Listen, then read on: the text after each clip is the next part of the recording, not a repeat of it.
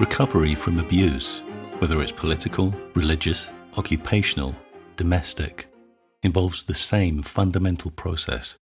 Targets have to restore what the abuse eroded, sometimes almost into non-existence, their sense of self.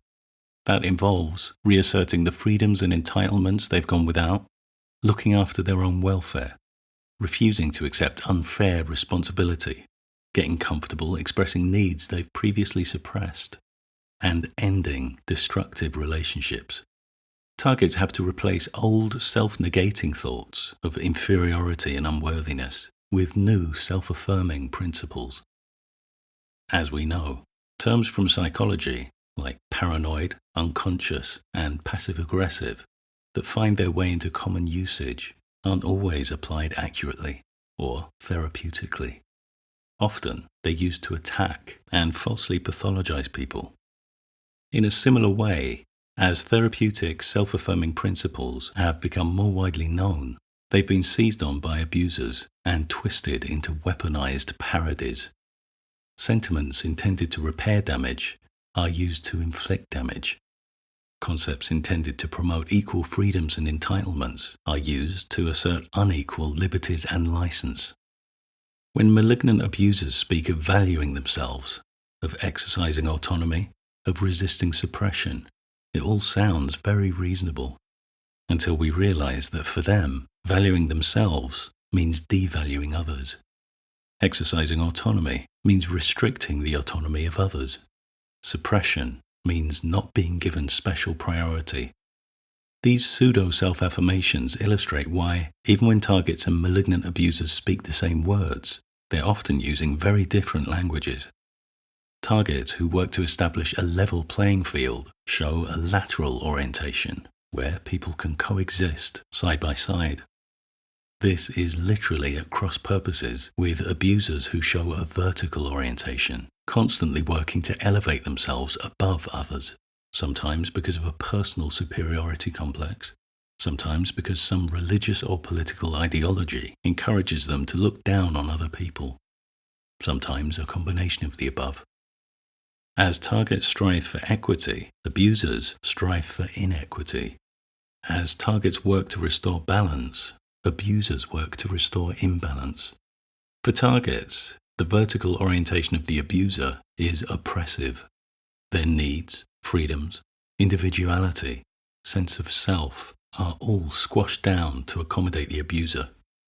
In a perverse mirror image of this, abusers claim the lateral orientation of targets is oppressive to them. From their elevated position, equality and fairness seem diminishing. While the target's claim of oppression is consistent with reality, the abuser's is not. The abuser's claim of oppression doesn't represent some alternative but equally valid truth.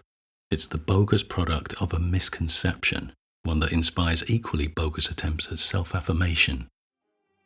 Some of these pseudo-self-affirmations are easily dismissed, but others are more slippery, sometimes exploiting poorly conceived mental health concepts. For some targets, trying to get a grip on them is like trying to hold wet soap. I want to look at some examples that crop up repeatedly in correspondence.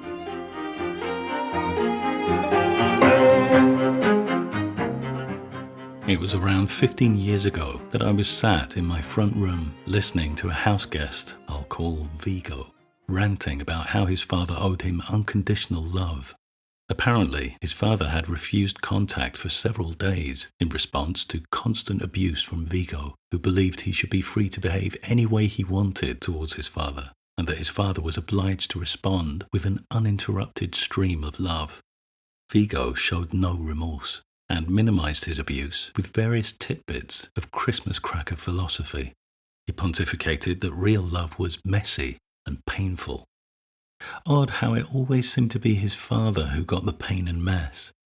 Vigo's shrill sermon on unconditional love was one of my first glimpses of a rampant narcissism that, for a time, flew under my radar.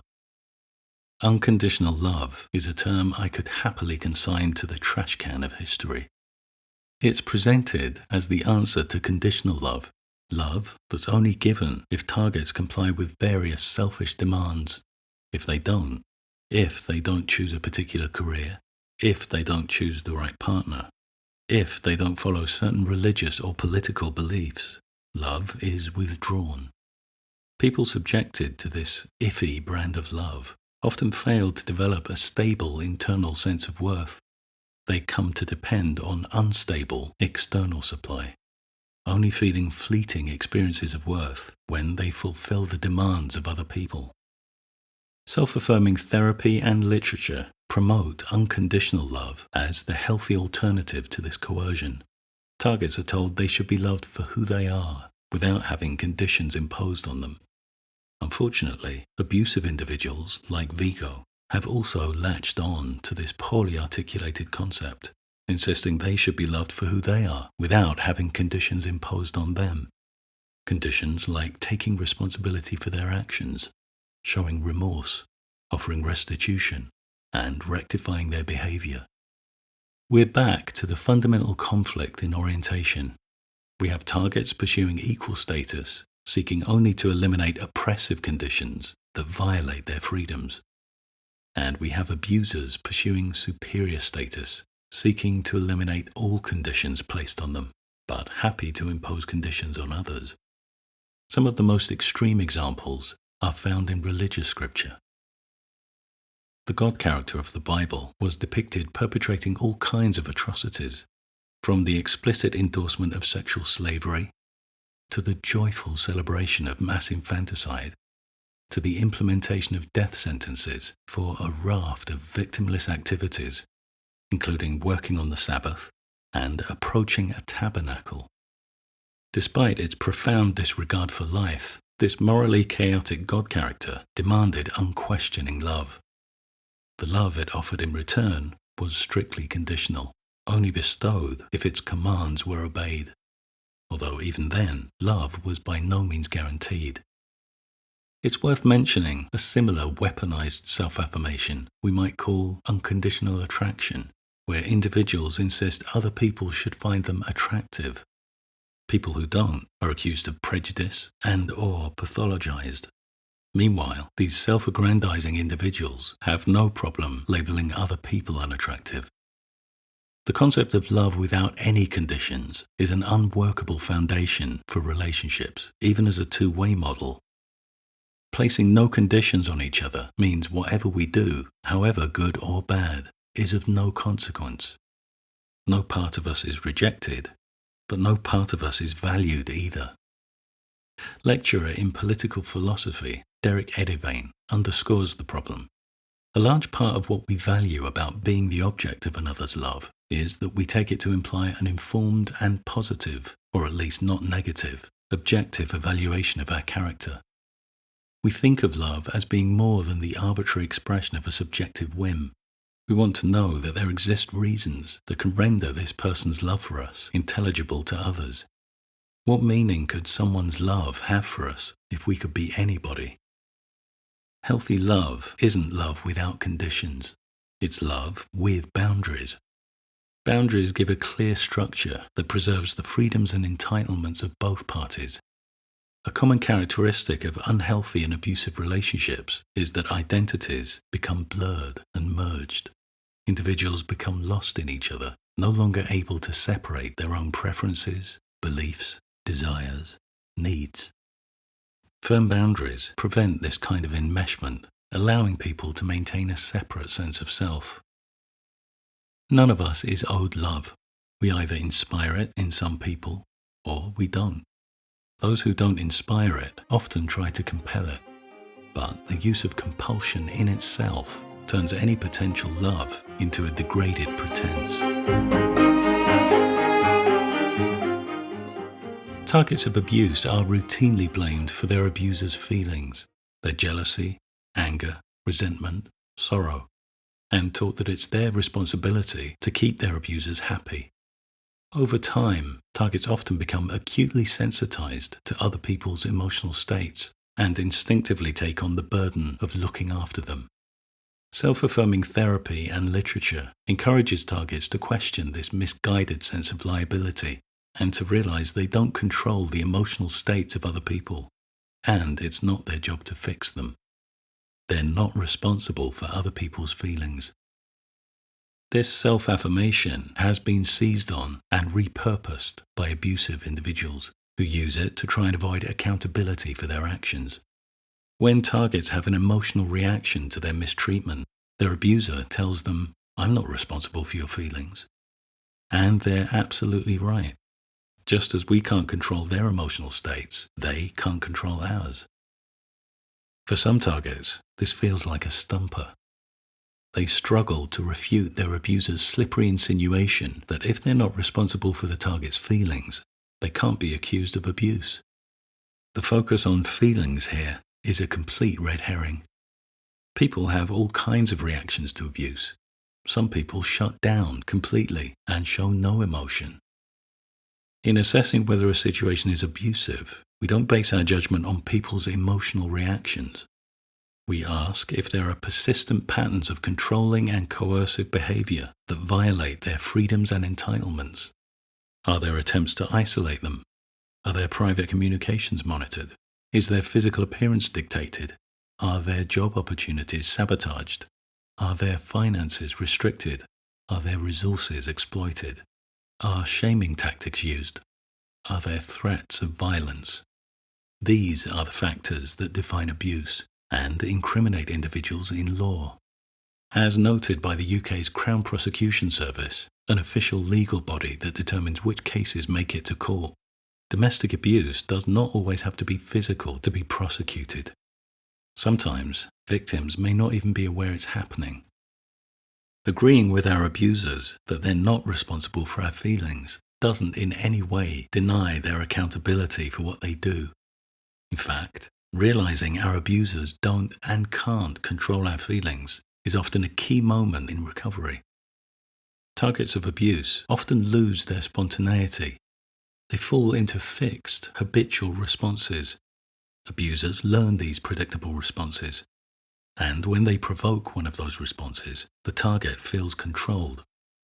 But that sense of being controlled begins to fade when targets change their responses.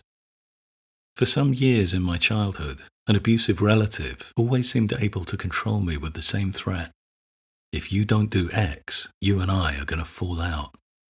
Hearing that line, like clockwork, I'd fall into silent compliance. Then one day, I found myself replying, "Yeah, we will fall out." The look of bewilderment was priceless. Those 5 words transformed our relationship. We both knew the threat had lost its power, and it was never used again. But more importantly, I began to recognize the part my own fixed responses played in my sense of being controlled.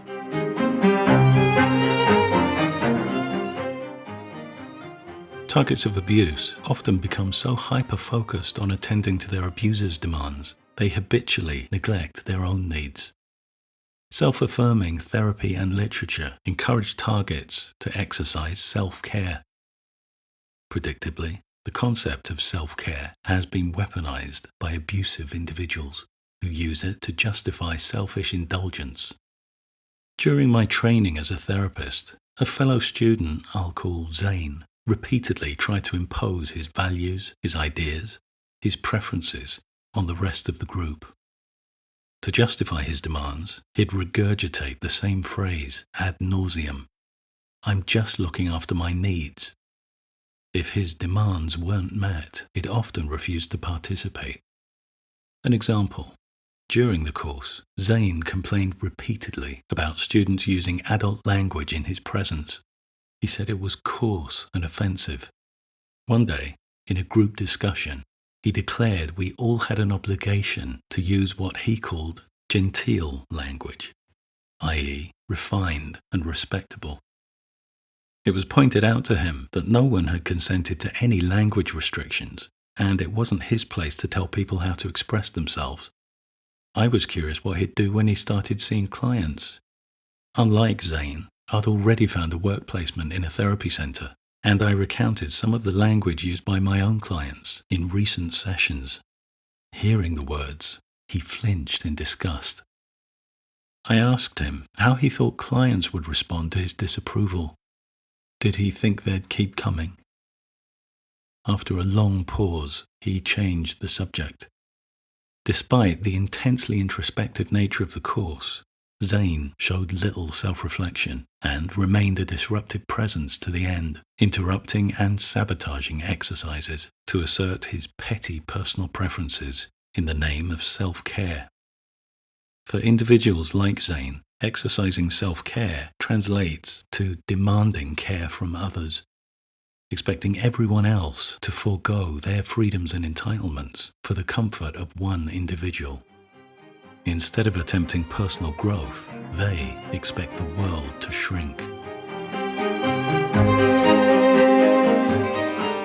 Targets of abuse and manipulation are often trained to stay perpetually on the defensive, to always be ready to give convincing justifications for any action or lack of action, any word spoken or unspoken, any belief or thought expressed or unexpressed. As part of recovery, targets are encouraged to reject this interrogation, to acknowledge that where their actions and beliefs don't impose on anyone else's basic freedoms, they have nothing to justify. They don't have to explain themselves. Predictably, this self-affirmation is abused by some individuals to try and deny accountability. For many abusers, no matter how vicious or destructive their behavior might be, the idea of being answerable to people they regard as inferior and subordinate is insulting. Again, the way this statement is used by targets and abusers illustrates their different orientations. Targets use it to assert their equal freedoms. Abusers use it to gain special license. And again, some of the most extreme examples are found in religious scripture. As mentioned earlier, the God character depicted in the stories of the Bible was a fickle figure.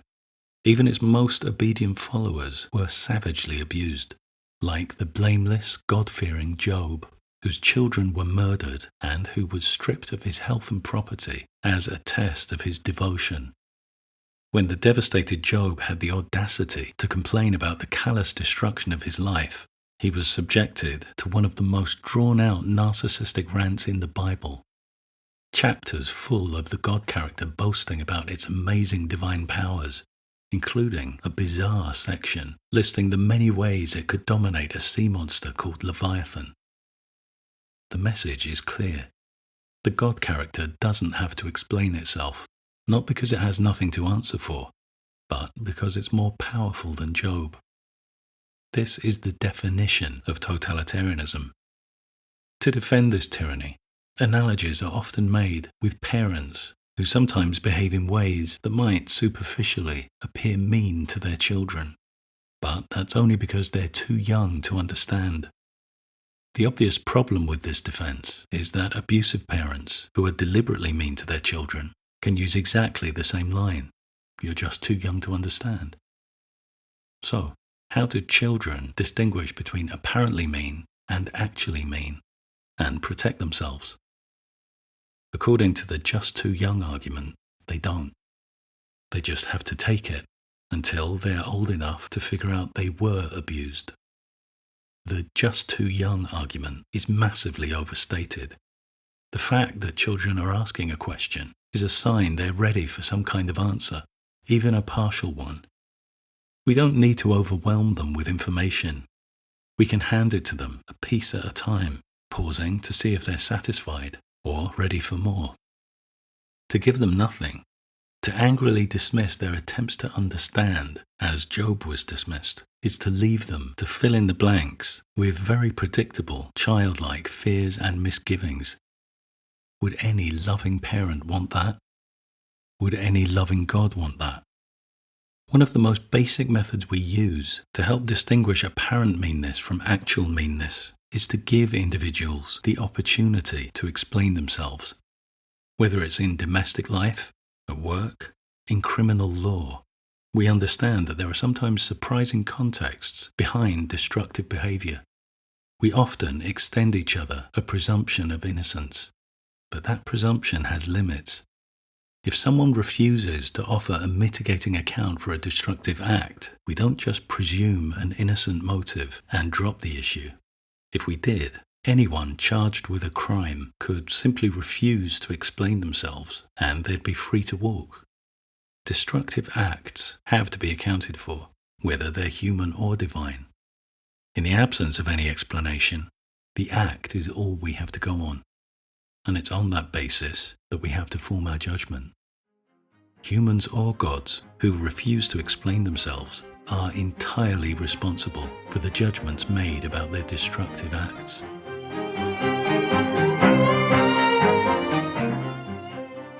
Abusive relationships are often full of projection. Targets are routinely accused of harboring beliefs, desires, schemes, and motives they don't possess. Their abusers are just projecting their own fantasies onto them, reflecting the abuser's own hang-ups, ignorance, and vanities.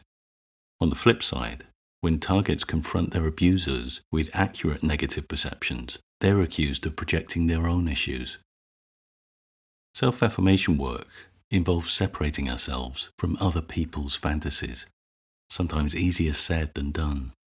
Abusers often deliver their projections with such forceful, unshakable conviction, some targets privately wonder if maybe there's some truth in them. There's nothing wrong with wondering that. Quite the opposite. It shows you're open to hearing critical feedback. Without that openness, we can never get to know ourselves. And getting to know ourselves is crucial if we're ever to separate the truth about ourselves from the fantasies about us. In my first introductory course to therapy, a great instructor called Jenna articulated her approach to receiving critical feedback. She said, "If you tell me something critical about myself that I don't recognize, I'll hold it with me for a time, reflect on it, see if I can see what you're seeing. If I find there's some truth in what you say, I'll gratefully take it on board. You've taught me something about myself. But if I find there isn't any truth, then I'm looking at you, and I'm wondering what issues you have that you're trying to offload on me." Of course, we don't need to reflect long and hard on every bit of critical feedback we get. When people claim the reason for my atheism is that I'm angry with their gods, I know instantly they're wrong. I feel no more anger towards their gods than I do towards vampires, gorgons, wendigos, or any other unsubstantiated mythical character. People make this false charge of anger for various reasons. Some just can't conceive of individuals not believing in their gods. Some are just brainlessly parroting the charge they've seen other people making. And of course some are playing very deliberate games, trying to irritate and provoke. But whatever their reason, in every case, I immediately know they're talking rubbish, because I know that part of myself. The Johari window is a tool used to reflect on the parts of us that are either known or unknown to ourselves and others.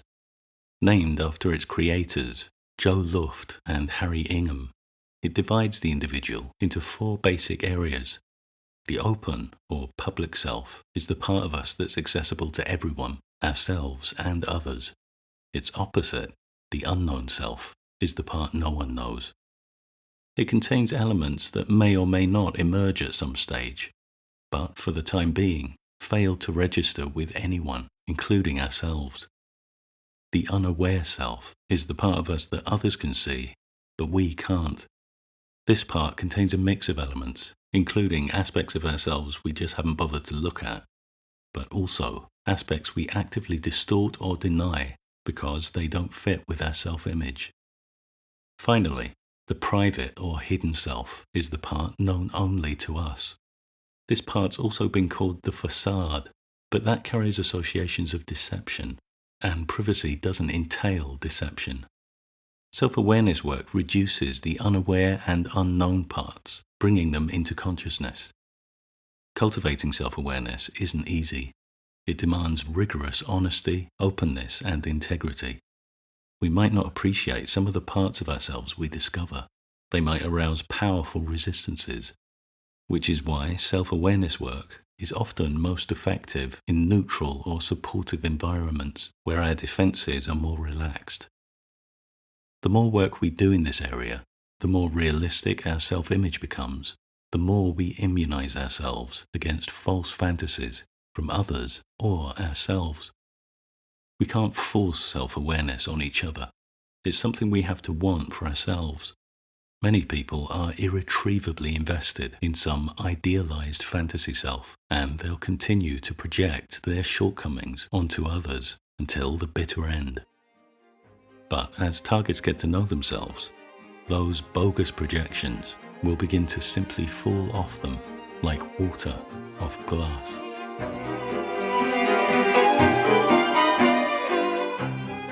Unless we resolve things, none of us will heal. This statement ticks a lot of positive boxes. It suggests a far-reaching concern for everyone's mental health. It acknowledges the existence of issues and affirms the need to sort through them if any progress is to be made, not just sweep them unresolved under the rug and forget about them. And it seems to reflect a lateral, egalitarian orientation, calling for peaceful cooperation and coexistence. In some cases of substantial ongoing hostilities, including civil and sectarian conflict, these sentiments are very real. There's a genuine intention to work together to address grievances and restore previously eroded principles of responsibility, self-control, justice. But sometimes this statement has nothing to do with cooperation. Many targets hear it after ending an abusive relationship, or when they're walking out the door. Their abusers realize the threats that once kept them in line no longer work. So, in a last-ditch effort to exert some influence, they dangle therapeutic concepts like resolution, healing, closure, unity. Sometimes this message is delivered by someone else, a family member, mutual acquaintance, or some other misguided individual who's been roped in to act on the abuser's behalf. Targets are sent letters and emails trying to plant insecurities in their minds, suggesting if they don't come back and try to work things out, they'll be forever haunted by guilt, plagued by obsessive thoughts, unable to move on. They're told running away isn't a solution. They'll just carry the same problems around with them, and none of their relationships will succeed. Some targets even hear this kind of doom-mongering from their therapists. I strongly advise targets who do to get new ones who've been trained in abusive relationships and know what they're talking about. One of the many insidious myths about abuse is that to resolve our feelings and experiences, we need our abuser's participation. We don't. And that reality is borne out by countless targets of abuse who heal and move on with no input from their abusers. Targets generally have all the information they need, often an overabundance of it. Resolution isn't about getting more information, but processing the information they already possess. All the questions they have about their abuse, all the whys and the hows, are generally ones they can answer themselves. Their abusers have no valuable insights to offer, and their participation just opens the door to more manipulation. And just as targets don't need their abusers' participation to heal, abusers don't need their targets' participation. Just like targets, abusers have all the information they need. If they really want to heal, no one's stopping them. When it comes to self-affirmation, targets and abusers are divided by a common language. Targets who use it to restore equality find themselves in conflict with abusers who twist it to demand special treatment. It can catch targets off balance, having their own therapeutic concepts and phrases used against them. This kind of disorientation is common in the bizarro world of the abuser, where nothing matches up. Words don't match actions. Image doesn't match content. Targets need to cut to the underlying issue. Are everyone's freedoms and entitlements being acknowledged? The answer to that question will clarify whether the person is making healthy, reasonable demands or weaponizing self-affirmation